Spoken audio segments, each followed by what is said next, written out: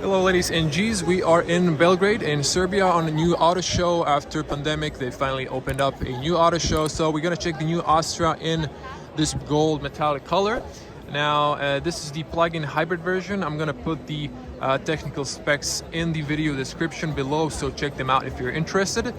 Now I gotta say Astra is following the design of the Maka, but in this particular color combo with the black options, it kind of reminds me of the Chevy, I think it was Camaro from the Transformers. Maybe there's resemblance, I don't know, type in the comments below.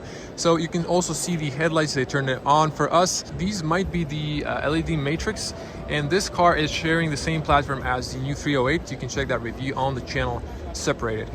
Now if you come a little bit closer, you can see the daytime running lights are very sharp, and they have this interesting details inside that you really can't see on the camera because there's a little dot here. Of course, the daytime running lights are flashing only on camera. They also turn into turn signals, and you can see the two lenses. So I believe this are the matrix upgraded headlights. You can always get those with just projectors. You also have a little side light here, maybe for cornering. Fogs option, although the fogs are on the bottom body. No French cars have that, and since Opel is now collaborating in the French group, I'm pretty sure that's an option. Now if we move back here, so if we come here, you can see a very sharp look of the Astra. It is very symmetrical with this line going through the bonnet. And tell me, what do you think? At first, I gotta say I wasn't really a huge fan of this car. Still am not, but it's slowly growing on me maybe. Now if we come a little bit closer, this is the, I believe, top package. So you have this Opel's badge in fully black, otherwise you would get it in silver in lower equipments. You here have a 360 parking camera system, if I'm not mistaken, and you can see the air intake on the top and on the bottom. You have the radar for emergency braking and cruise control distance. Now I'm gonna come over here so you can see the car. So it's elegant, and let's check the alloys. So we have diamond cut. These are kind of black with some gray contrast, and this feels like some sort of a plastic insert, if I'm not mistaken. These are Michelin, I believe, Pilot Sport, and these are 225/40 R 18-inch alloys. They look really nice. Now here you can see the badge Ultimate. This is the Ultimate package, I assume. They don't have a tech spec. Now over here you can see, well, there's a huge heads-up display, but there's a lot of glare from the lights on the ceiling. You also have the lane assist camera and light and rain sensor. On the top we also have a panoramic roof, so we can have more light inside. And we also have the new side mirrors with this long-term signal towards the top, and you also have the 360 camera on the side there with the blind spot warning, little lights for the driver, piano black B-roll, and we have, of course, the contrasting black mirrors and black roof. If we go to the rear, you can see the new shark fin, and you can see the spoiler extending. It also has this like a sport stoplight integrated on the top inside the spoiler. If I back up here, you can see the whole car. Now this is a matter of personal taste, but some people are gonna love this, some people are gonna, dislike it. You have really thin, long LED taillights, and then you have this vertical cat eyes, and you have the fog light, and on the bottom, little black discrete diffuser. Also, Opel went with the Astra leathers. On the bottom, it looks more premium and more elegant. We also have another backing camera with a washing nozzle, LED license plates, and press inside to open up. So if I back up, try not to stumble here through the speakers, and you can see the whole cargo area. It's a nice practical hatchback. So this is a hybrid again, or excuse me, the plug-in hybrid. So you have this huge Schuko or home charger, Let me see if I can unzip that for you. So there's a zipper here, and you can see inside you get the Type 2. Actually, this is Type 2 for AC and for your home charging. So there is an option here of a little extra compartment. You can put a spatching kit and a first aid emergency triangle, and below is and you can see the black area on the left. That's the just can't lift it because of this. There is a amplifier, if I'm not mistaken. On the sides we have one white light on the left, grocery hooks on both ends, tether points on both ends, and the seats knock down 60/40. You can open the middle opening from the inside. You can remove the top shelf. It's connected by this little rope. You can put something maybe here, and you have this stopper so it doesn't ding. When you close it, it's a manual closing, so just close it down. You can see the hybrid badge. So on this end, this is where this is locked now. You have to unlock it from the car. This is where the petrol is, and if we come to the other side, there's your Type 2 cable for AC charging. Now let's check the rear doors. Have a solid closing and opening sound. Now looking at the seals, they added a double sealing, so it looks very good. And the doors don't open too wide, so if you have a child seat, it might be a little tricky to put a child seat on the back. If you have kids, you can push a key here, turn it to the side, and you can lock from the inside so they cannot open for safety reasons. This is hard plastic on the top, but we have some nice Alcantara that's softly padded inside with some contrast, like silver or white stitches. A little chrome detail, looks elegant. This is soft, and you have the power windows and a big speaker on the bottom. Over here, checking the rear seats, have some textile on the sides, some nice leather. It has a nice texture to it, and it's perforated in the middle. And you can see seat buckles have this little ear so they don't fall down. And over here we can knock down the seats. And if I move the seat belt, you can see the bottom is completely flat, so it's nice when you have cargo. There's some longer objects. And so you can see this popped out. So now the seat is way back, so let me see if I can push it up a little bit forward, because I won't be able to do it from the other side. Okay, let's see if I can squeeze inside. So it is in the lowest position. My feet can fit inside, but it's a little bit tight. You can see here this is covered with leather, and it's also softly padded, so everything is high quality made. My knees can fit, but it is a little bit tight, same as in the new Peugeot, although I think it had a little bit more knee room, but I think this seat is way back. So over here on the rear we have same layout as on the new 308, because a lot of things are shared in both cars. You have the AC vents, you have the USB-C for fast charging, you have the heated seats with this mechanism, and you have a little area there. Transmission tunnel isn't too tall, but it's a little bit wider. Now the seats are quite comfortable here in the middle, maybe a little bit stiffer here, but you also have, I forgot to show this ISOFIX behind the zipper if you need to put a child seat. And let me open this one up. So yeah, this is exactly the same. This is rubberized. You have adaptable cup holders, and maybe here put a pen or something. If you want to open, you can press down here, and you can see you can put a longer object. Now on the top here we have like a little speaker, and we have LED lights. They're not on for the moment. I think we need a key for that. And you can see the window is long, it's kind of short. There's no window in the seat pillar, and they kind of try to maximize headspace here because there is a panel roof here. So for a 2 meter tall person, it's a problem because I am 2 meters tall and this roof is sloping down, and also the panel roof also kind of takes some space. Now let's check the front. You can see the new front. You're gonna turn the infotainment. We're gonna ask for a key, so let's get on the front.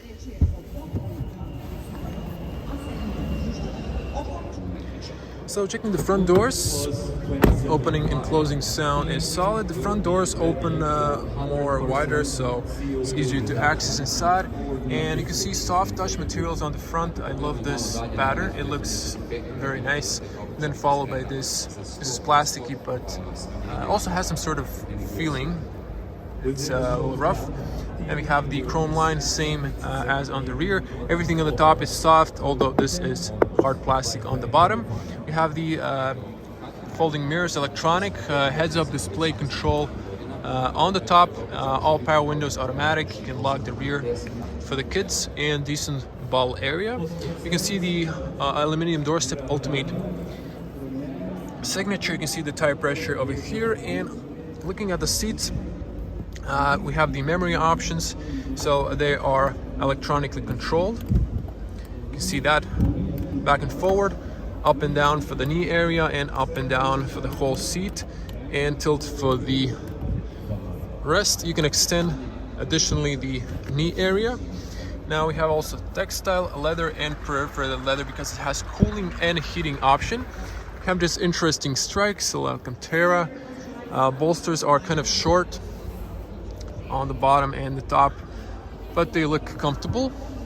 Have the aluminium sport paddles, and over here you can precondition and you can pop the fuel cap. Over here you can keep the batteries low. On the bottom you can unlock and adjust the steering column. You can see the panel roof on the top, and the middle bridge is kind of flat. Let's jump inside. So this is the new Astra. This is the new digital cockpit, and we have the new screen on the side. Now this is the first production car. One I filmed in Zurich, whatever you pronounce it, was actually a prototype. So this is actually factory built. So let's check the infotainment. So if we go here, you have here the radio options, and you have a list. We go to the main infotainment here, and we have the home button there. So we have a home screen. So this is the plug-in hybrid. You can see here maximum, and so you can also burn fuel to charge the battery. If we move here, just mute the sound, you can see the new navigation. You can go full screen. So this is something we saw in the new 308. This is across the board for Citroën as well. Also in the new C5X, we have the new infotainment. It's a lot faster. As you can see, this is very smooth. You can pinch to zoom, and it's fairly quick. It's not laggy as the whole group used to be. Now, going back to the home screen, I also have to say that the resolution is really crispy and sharp. Even if I come closer, you can see that is very sharp. If we move here, you have the massage options. Citroën, Peugeot, and Opel, they all have the same infotainment design. It just the graphic user interface is more tailored to the brand itself design wise. So you can here have all settings. You can mirror screen, you can have here assistance, and you can go here through the functions, through all the functionalities of the car. If we go to the settings and go to system, we can change this from Serbian to English. Okay, it doesn't want to switch. That means I think we need to have the key or turn in the ignition on for that. On the bottom, you can see here ventilated seats. You can see actually 3 little dots. It's quite noisy, to be honest. At least the fan is. And I like to turn it off. Then you have the heated seats. You have the heated steering wheel, heated windshield, and this is for the passenger. You have a climate shortcut, so it brings the AC options. Although you have them on the bottom here, but if you want to see projection of that, you can see that. Over here we have the AC automatic, AC max blow, of course temperature up and down for the user. You can have it on automatic and off. You can control the fan speed or switch it off if you go to the lowest setting. and you can hear close the air circulation. And then, so we have here heated windshields. If I look closer, you can see like here on the sun, perhaps not, the camera isn't picking it up, but there are heaters for the windshield, and this is max blow. This is rear defrost. You have the hazards button and lock and lock the car and the start stop button. But just wrapping the interior, it is finally fast and responsive when it comes to feedback and everything. It looks fresh. If we come back here, I know there was options here to change screen options, but at the moment it's just not working. I know this was the cruise control, so just don't have enough time to play with this. You can change here radio stations, but I know there were like list options, just can't. Oh, okay. Yeah, this is the logic. Yeah, so you can see here power consumption. So this is a hybrid. This is actually driven. This came from Germany. You can see the sticker, and over here, if we play here with this one, this is where you change the options. So you can see here, you can see maps. So there should be an option to play with little buttons on the bottom with the options, but you can see here consumption, you can see the assists, and you can see the navigation. You can also see the heads-up display. It's very, if you zoom in, very crispy, but it looks blurry on the camera because of the heaters on the windshield itself. But it's nice and big, I would say, definitely. And that was the infotainment option. So let me just zoom out so you can see how everything looks from point of view when everything is on. We're going to turn off the system because the cars are not connected to 12-volt battery, so we don't want to kill the 12-volt battery. The steering wheel is, so it's smooth leather on the top, perforated on the sides, flat bottom, 3-spoke as we mentioned. Now there is a little bit piano black. I guess it's okay.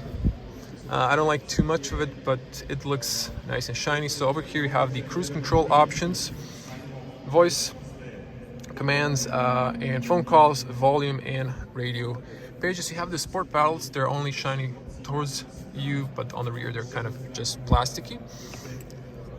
And over here we have classical wiper controls, light controls, and fog lights. So this is for the views, as I showed you, and over here you have the trip computer as well.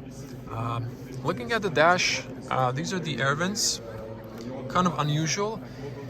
Now, I always say I'm not a huge fan of piano black, so in this car there's plenty of it.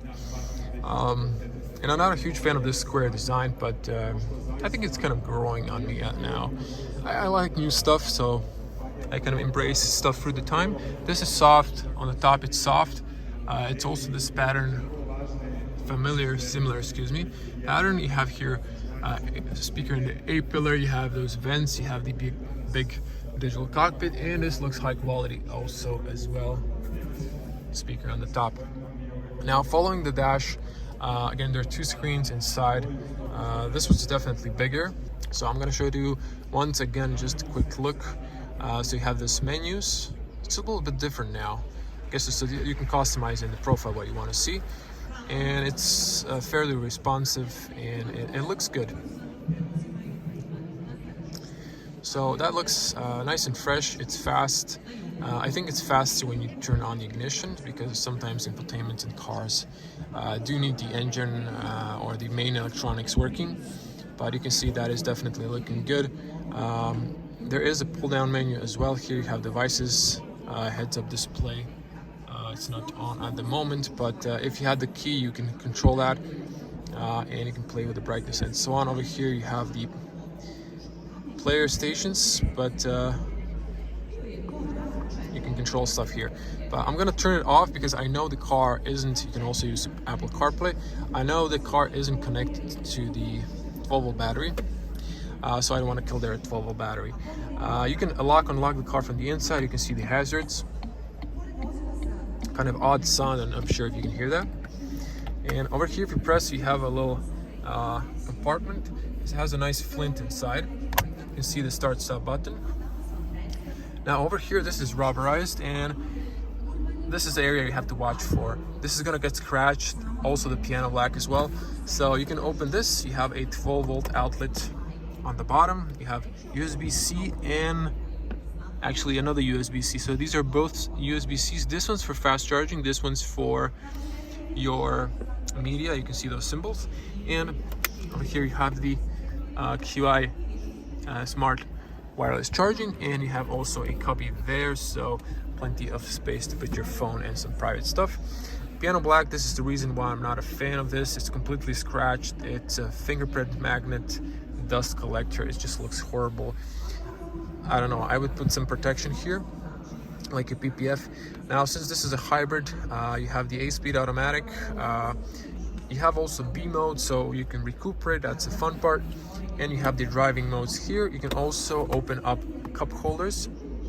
They're also nicely rubberized and adaptive. And watch this, can also get scratched. Now, electronic parking brake is here. Unfortunately, no auto hold. I think that's a must option in the automatic transmission, but it's not available. And over here, another space there. This is soft, also nice stitching. Okay space. This is also rubberized. Now, since this is a hybrid, I know in the 308 it's kind of hard to remove this rubberized material, but you can see there's another battery there. So I'm probably the only reviewer who's going to show you this. This is not the 12-volt battery. There's another 12-volt battery, but I think this is an extra battery for the car. Now you press here to open, and this is nicely closed so you don't squash the cables if you put like a phone with a cable inside. Front also extends here knee area. The seats are nice, they are comfortable. The bolsters are not too big, but they are okay, and I love the leather. You can of course adjust this. You can see manual shade on the top, so you can close or open that. And just to look at the dash, so it's a little bit different design here. It's kind of adding this material that's extending from the doors. So it's just kind of a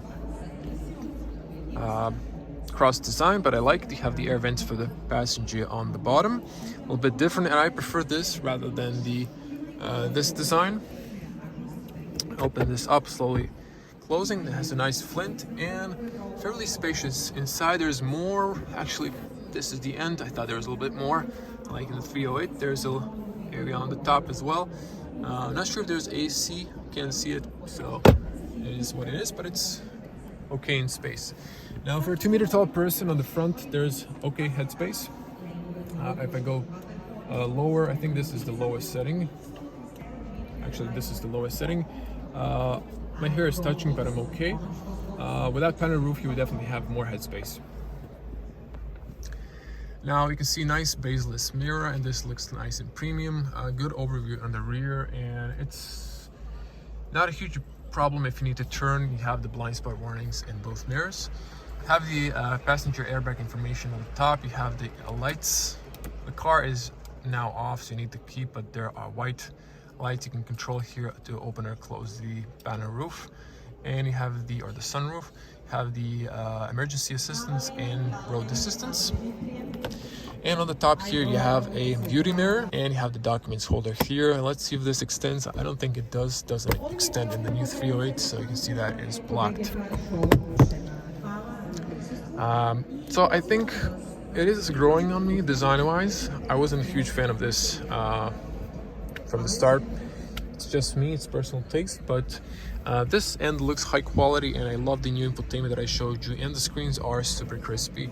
So tell me in the comments, would you rather pick the new 308 or the new Astra?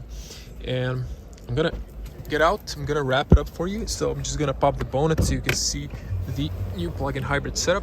I just noticed now you can see here the ambient lights, so it's daylight, so you can't really see them as much, but they are there.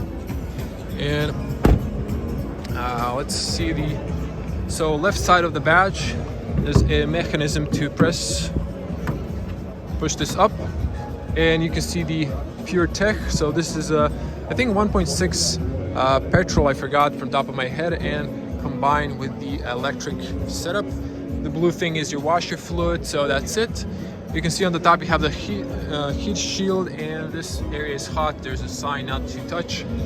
So let it drop, closes perfectly, and you have to use a little leg to keep it open. If I back up, you can see the whole car. So tell me in the comments, how do you like the design? And I'm going to see you in the next one. If you want to see more from Belgrade Auto Show, subscribe to the channel and click the little bell to get notified when I upload new videos.